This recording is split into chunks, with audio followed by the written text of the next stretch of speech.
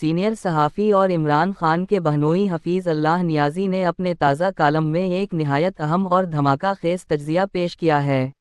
انہوں نے لکھا کہ پچھلے ہفتے ان کا کالم جانشین عمران خان شائع ہوا تو ملک کی سیاست میں ہلچل مچ گئی۔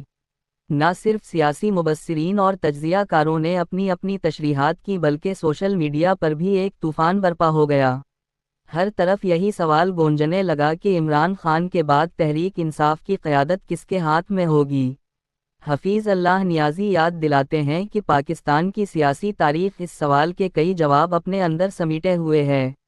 مثال کے طور پر نواز شریف کو لیجئے۔ سن 2000 میں انہوں نے جلاوطنی قبول کی اور زندگی کو ترجیح دی۔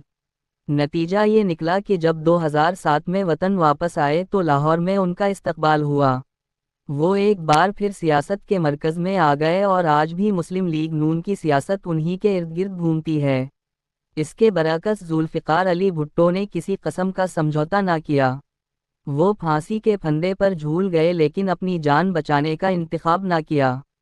حفیظ اللہ نیازی لکھتے ہیں کہ اگر بھٹو صاحب بھی اپنی زندگی بچا کر جلاوطنی اختیار کر لیتے تو پیپلز پارٹی شاید آج بھی پاکستان کی سب سے بڑی سیاسی قوت ہوتی۔ پھر وہ بے نظیر بھٹو کی مثال دیتے ہیں۔ وہ جلاوطنی کے بعد واپس آئیں تو عوامی استقبال اپنی جگہ، لیکن انہیں بھی اقتدار انہی لوگوں سے سمجھوتہ کر کے ملا جنہیں وہ ماضی میں اپنے والد کے قاتل سمجھتی تھیں۔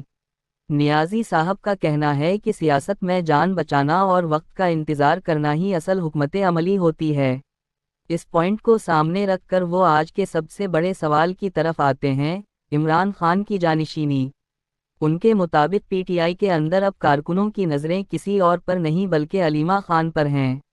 یہ سچ ہے کہ علیمہ خان سیاست میں زیادہ سرگرم نظر نہیں آئیں، لیکن میڈیا پر ان کی موجودگی، بیانیے کی سختی اور حالات کا جبر انہیں پارٹی کے اندر ایک بڑی شخصیت بنا چکا ہے۔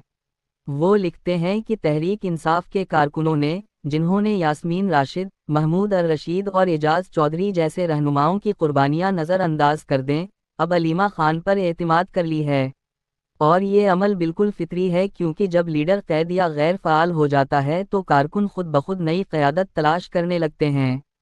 حفیظ اللہ نیازی مزید کہتے ہیں کہ یہ کہنا قبل از وقت ہے کہ علیمہ خان واقعی مستقبل کی وزیر اعظم ہوں گی، لیکن پاکستانی سیاست انہونیوں کی سیاست ہے۔ کل جو ناممکن لگتا ہے وہی حقیقت بن جاتا ہے۔ اس لیے یہ کہنا غلط نہ ہوگا کہ اگر کل کو علیمہ خان وزیر اعظم پاکستان بن جائیں تو اس میں کوئی حیرت کی بات نہیں ہوگی۔ اب اصل سوال آپ کے لیے ہے، کیا آپ سمجھتے ہیں کہ عمران خان کے بعد واقعی علیمہ خان تحریک